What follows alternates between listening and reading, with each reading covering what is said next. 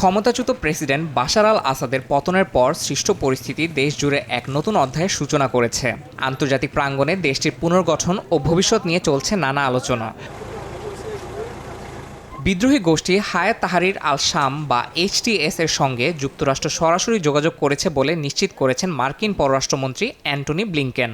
মার্কিন প্রশাসন বিদ্রোহী গোষ্ঠীকে তাদের কার্যক্রম এবং শাসন ব্যবস্থার বিষয়ে স্পষ্ট বার্তা দিয়েছে বলে জানান তিনি। গোষ্ঠীটিকে একসময় আল কায়দার সঙ্গে যুক্ত থাকায় সন্ত্রাসী গোষ্ঠী হিসেবে চিহ্নিত করে নিষেধাজ্ঞা আরোপ করেছিল যুক্তরাষ্ট্র। First, yes, we've been in contact with HTS and with other parties, and we've also shared the principles that I just laid out for our ongoing support, principles, again, that have now been adopted by countries throughout the region and well beyond. And we've communicated those. এদিকে যুক্তরাষ্ট্র, ইউরোপীয় union এবং জাতিসংঘের প্রতিনিধিরা জর্ডানে আরব পররাষ্ট্রমন্ত্রীদের সঙ্গে বৈঠক করেছেন সিরিয়ার ভবিষ্যৎ নিয়ে।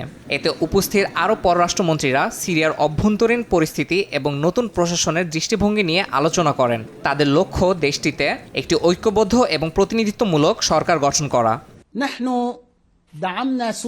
এছাড়া সিরিয়ার মধ্য দিয়ে হিজবুল্লাহর সামরিক সরবরাহ ব্যবস্থা বাধাগ্রস্ত হচ্ছে বলে জানিয়েছেন হিজবুল্লাহর প্রধান নাইম কাসেম। বাশার আল আসাদের পতনের পর এই রুটটি বন্ধ হয়ে গেছে বলে জানান তিনি। তবে সংগঠনটি নতুন পথ খোঁজার পরিকল্পনা করছে। বর্তমান পরিস্থিতিতে সিরিয়ার নতুন নেতৃত্বের সঙ্গে ভবিষ্যতে সম্পর্ক পুনর্গঠনের বিষয়েও প্রত্যাশা করেছেন তারা।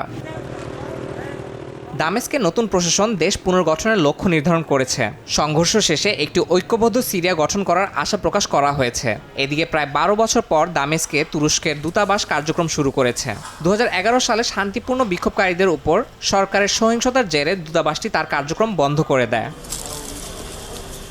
ইয়াসিন মোহাম্মদ জিসান, সময় সংবাদ।